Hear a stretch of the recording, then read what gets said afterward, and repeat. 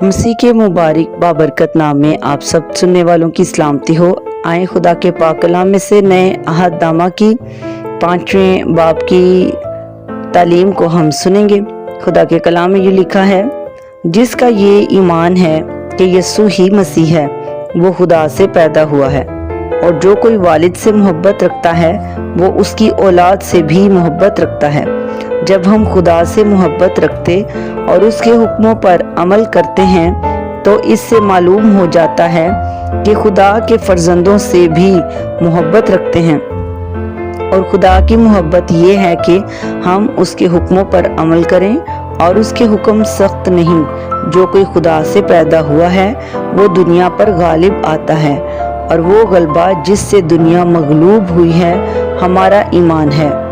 दुनिया का मगलूब करने वाला कौन है सिवा उस शख्स के जिसका ये ईमान है कि यीशु खुदा का बेटा है। यही है वो जो पानी और खून के वसीला से आया था, यानी यीशु मसीह। वो न फकत पानी के वसीला से बल्कि पानी और खून दोनों के वसीला से आया था। और जो गवाही देता है वो रूह है, क्योंकि रूह सच्चाई है। और गवाही देने वाले 3 हैं, रूह और पानी और खून, और ये तीनों एक ही बात पर मुत्तफिक हैं। जब हम आदमियों की गवाही कबूल कर लेते हैं तो खुदा की गवाही तो उससे बढ़कर है। और खुदा की गवाही ये है कि उसने अपने बेटे के हक में गवाही दी है। जो खुदा के बेटे पर ईमान रखता वो अपने आप में गवाही रखता है।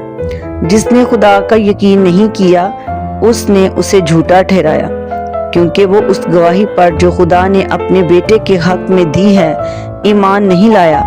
और वो गवाही ये है कि खुदा ने हमें हमेशा की जिंदगी बख्शी, और ये जिंदगी उसके बेटे में है। जिसके पास बेटा है उसके पास जिंदगी है, और जिसके पास खुदा का बेटा नहीं उसके पास जिंदगी भी नहीं। मैंने तुमको जो खुदा के बेटे के नाम पर ईमान लाए हो ये बातें इसलिए लिखी कि तुम्हें मालूम हो कि हमेशा की जिंदगी रखते हो। और हमें जो उसके सामने दिलेरी है उसका सबब ये है कि अगर उसकी मर्जी के मुआफिक कुछ मांगते हैं तो वो हमारी सुनता है। और जब हम जानते हैं कि जो कुछ हम मांगते हैं वो हमारी सुनता है, तो ये भी जानते हैं कि जो कुछ हमने उससे मांगा है वो पाया है।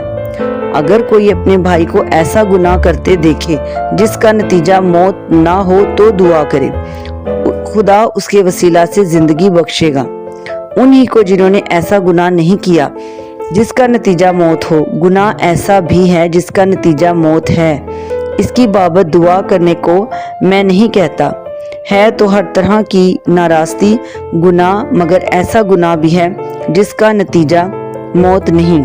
हम जानते हैं कि जो कोई खुदा से पैदा हुआ है वो गुनाह नहीं करता, बल्कि उसकी हिफाजत वो करता है जो खुदा से पैदा हुआ, और वो शरीर उसे छूने नहीं पाता।